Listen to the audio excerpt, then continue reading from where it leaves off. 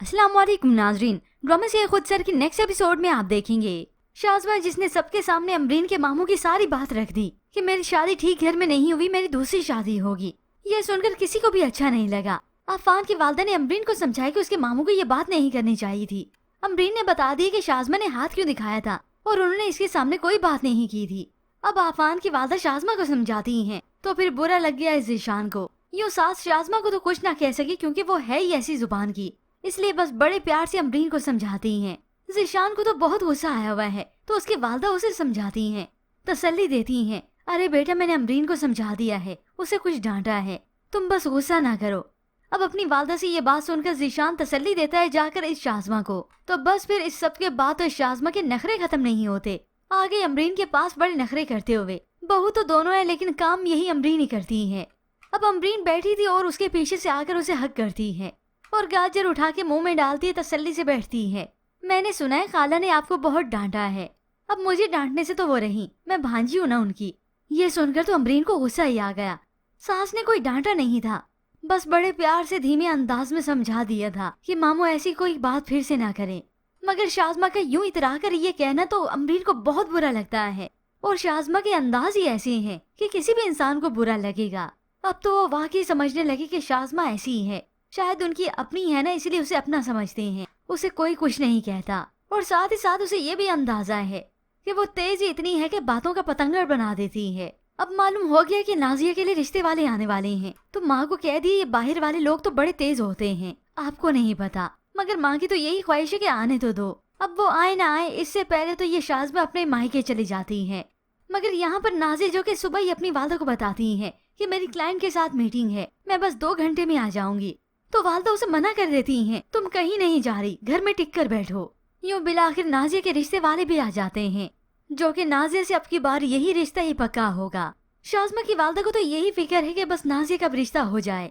शाज़मा को बताती हैं अब तो आसपास वाले भी बातें बनाने लगे हैं कि छोटी की शादी हो गई और बड़ी का रिश्ता ही नहीं हो रहा। मगर इस शाज़मा ने तो अपनी बहन नाजिया का यही ऐब भी गिनवा दिया कि वो काम करती है। नाजिया कमरे से बाहर निकलते हुए ये सुन लेती है तो उसे दुख होता है कि ये काम मेरी मजबूरी नहीं और ना ही मेरे नसीब के आड़े है। फिर यूं ही नाजिया को लड़के वाले देखने आ गए। लड़का बाहर वेल सेटल्ड है, उसकी बहन साथ होती है, मेरा भाई तो ये लाखों में एक है। तभी नाजिया और उस लड़के की बात भी होती है। उन्हें नाजिया काफी पसंद आती है मगर वो बात करना चाहता है पहले नाजिया से। उससे इस रिश्ते के बारे में मर्जी पूछता है, कहीं आपको इस रिश्ते के लिए फोर्स तो नहीं किया जा रहा। तो नाजिया उसे तसल्ली दे देती है कि ऐसा हरगिज नहीं है।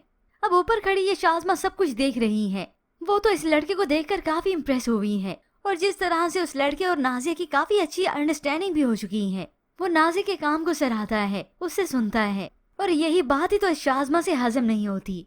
रिश्ते वाले तो नाजिया को पसंद कर जाते हैं मगर ये शाज़मा तो नाजिया का दिल ही खराब करने लगी।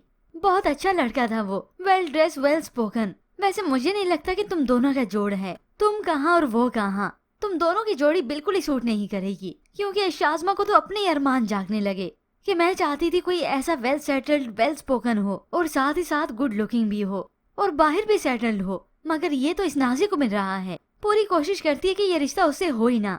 लड़के वालों का हाँ में जवाब आता है तो दाइम अपनी बहन से आकर कमरे में उसकी मर्जी पूछता है। नाजिया भी अपने भाई को तसल्ली बख्श जवाब देती है। मगर जैसे शाज़मा को पता चलता है कि कुछ दिनों के बाद हाँ हो चुकी है, रिश्ते की बात आगे बढ़ने लगी है, शादी तक आ रही है, इतना तक कि वो लड़का तो मोहब्बत कर बैठा है नाजिया से, उसे वो पहली नजर में ही पसंद आ गई थी।